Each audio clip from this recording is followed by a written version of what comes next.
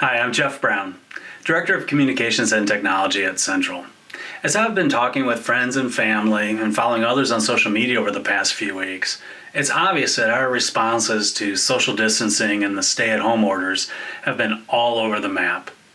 For some, especially if you're more extroverted, it's been especially difficult. There's a palpable sense of loss and isolation. At the same time, for others, while not necessarily easy, there has been a sense of adventure, a newness of it all that has been energizing in its own way. I'll confess that as an introverted Enneagram Type 4 personality, I fall more into that latter group. But I think there are times when we all may experience both ends of that spectrum, perhaps even in the same day. My sister recently gave birth to her second daughter, and other than a few photos, I haven't had the opportunity yet to meet baby Isla, and that's been really hard for our whole family. And please, I don't even want to begin to talk about the lack of Blues playoff hockey right now. Regardless of how you may be feeling, it's okay. Your feelings aren't wrong. Thankfully, in His infinite wisdom, God has made us all unique. We're all different, and so we're naturally going to have different responses to challenges like we're currently facing. That's why I think comments like, "This is an opportunity that we have to embrace and take advantage of," or "This is a time of quiet lament and introspection," are both equally incomplete.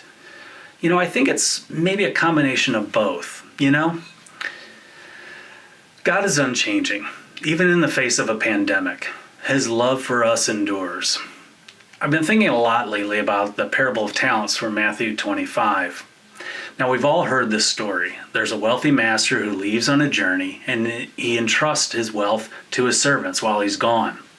The first two invest that wealth, while the third, out of fear of the master, simply buries it. If you're like me, the typical response to this passage is to focus on the actions of the servants as a way to frame what I'm supposed to do. Be a good steward, use my gifts for God. These are certainly good and right things, but I also think we're missing the bigger point if we stop there.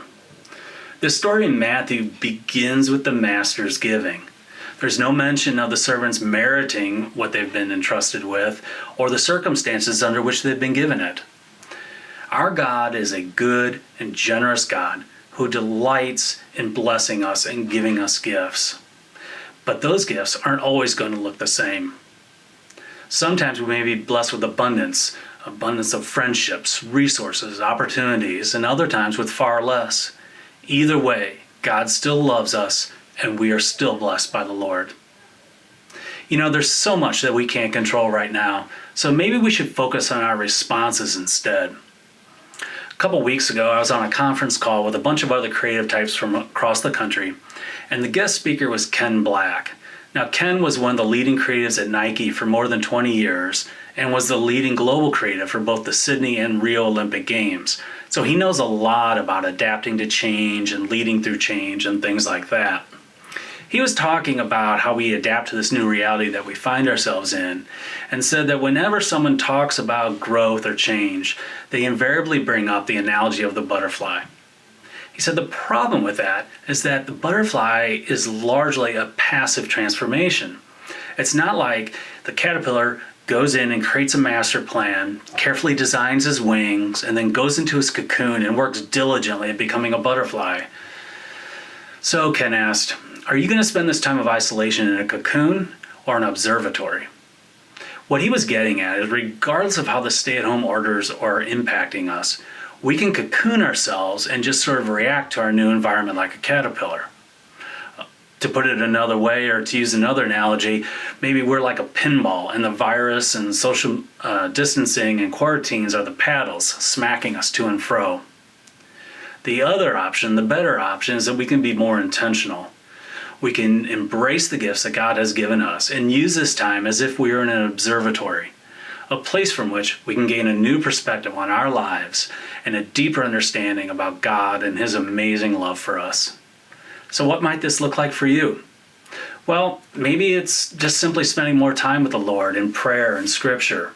Maybe it's taking a daily walk and getting exercise for your body.